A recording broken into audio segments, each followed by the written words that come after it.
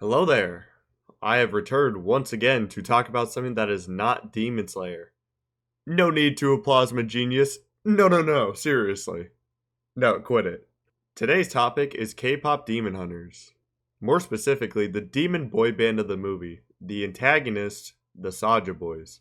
The reason why I wanted to discuss them is because I wanted to explore why they work well as the antagonists, and even more, the symbolism and profound messages that anyone can derive from the film, whether they realize it or not.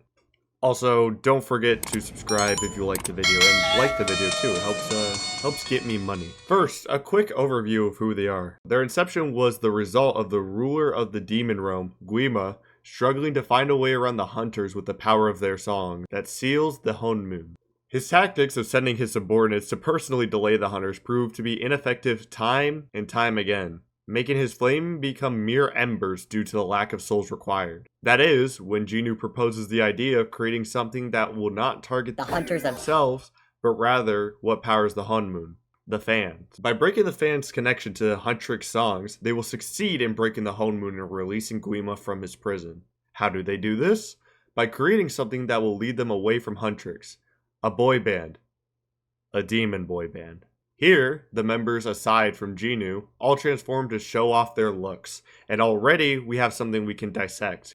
Oftentimes, in religion or mythology, the most untrustworthy people, or even demons that do not have the interests of people in mind but only their own, aren't some ugly creature or cartoonishly evil in their appearance. They are usually the exact contrast of this, depicted as innocent, attractive, and beautiful. This is because we, as humans, are typically trusting of those who are more appealing to the eye, even when we know little to nothing about their true intentions. This attribute on its own can lead people astray into where they want you to be, from the ones trying to protect them. So, what do they do now? If it isn't obvious, they hold a free performance for all to see, debuting their song Soda Pop. I won't bother to play the entire song or even parts of it because those of you who are watching have probably heard it 1,000 times, and I cannot play it without this video being demonetized or struck down by Netflix itself.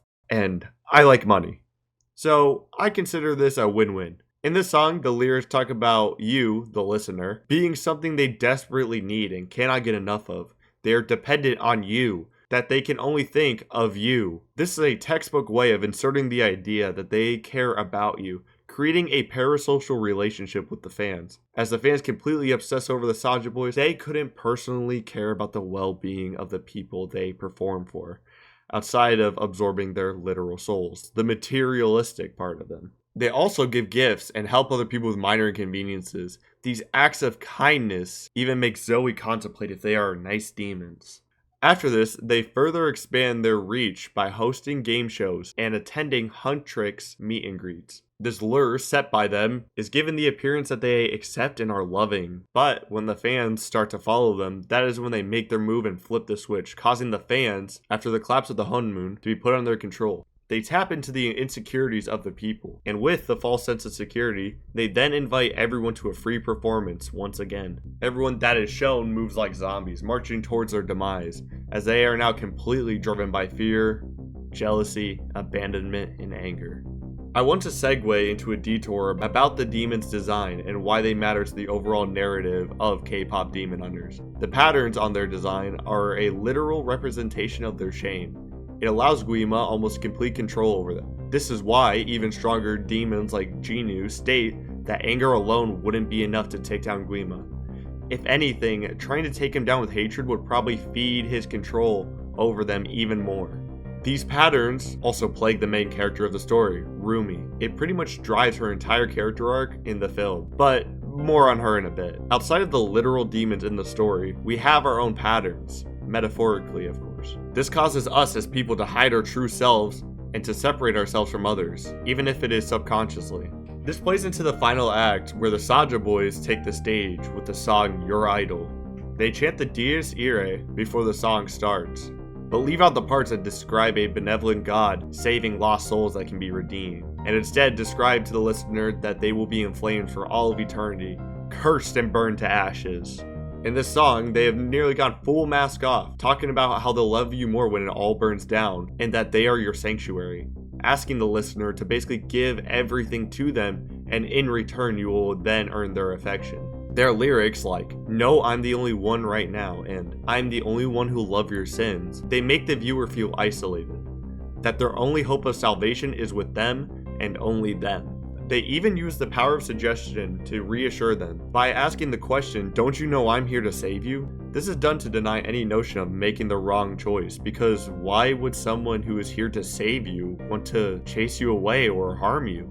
This is when they fully let the act go, revealing their true intentions, telling those in attendance that it is too late because you are theirs now, that they will set your world on fire, that no one is there to save them. That final remark makes it absolutely clear that they feel that they are in absolute control, that there is no hope of going back, that the audience no longer has any hope of going back on their choice, to follow them to their own demise. The innocent looking creature turned out to be a snake coiling its unsuspecting victim. Guima's victory is almost assured. That is, until Roomie was able to accept who she really is, to not be ashamed of the patterns that she bears, the source of her motivations at the start of the film, which dictated all of her choices throughout her entire life, and what made her afraid of what others would think of her if the secret that she has locked away were to get out, feeding into the very fear which caused her patterns to spread. It wasn't until she learned there can be more to demons after meeting and learning more about Genu.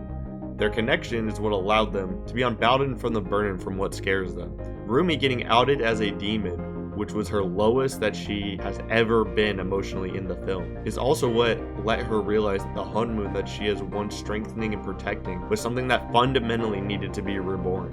Discarding the idea that she must get rid of her identity, or part of her identity. Her acceptance of who she is, and proudly wearing her patterns, allowing them to control her actions no longer. This allowed her to not only reconnect with her friends but with the audience, allowing everyone to accept their patterns.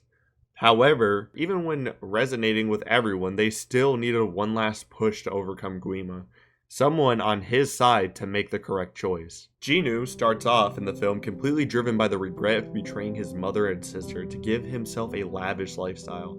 This regret was caused by him making a deal with the devil, which in turn led to him being haunted by the voices of the same family he once abandoned. Genu, once again, makes a deal with this same devil, bargaining that if he succeeds in taking down the Hunmoon, that he can be free of hearing the voices. It isn't until he gets to know and grow alongside Roomie that he questions what he is doing, and if someone like him could be redeemed. Guima tries to snuff out this idea by increasing the guilt, making the voices louder in his head. This works for a time and almost leads to his victory, but when he sees Roomie, the one who gave him a chance, on the verge of being killed, he breaks free from Guima's control, redeeming himself and empowering the Huntrix to take down the big bad.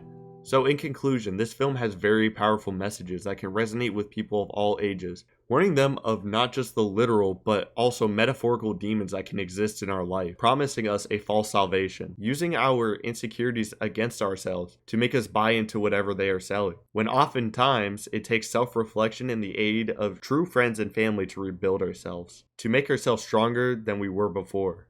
This is why K-pop Demon Hunters has great messaging, and why the Saja Boys in turn work masterfully as the antagonist of this film.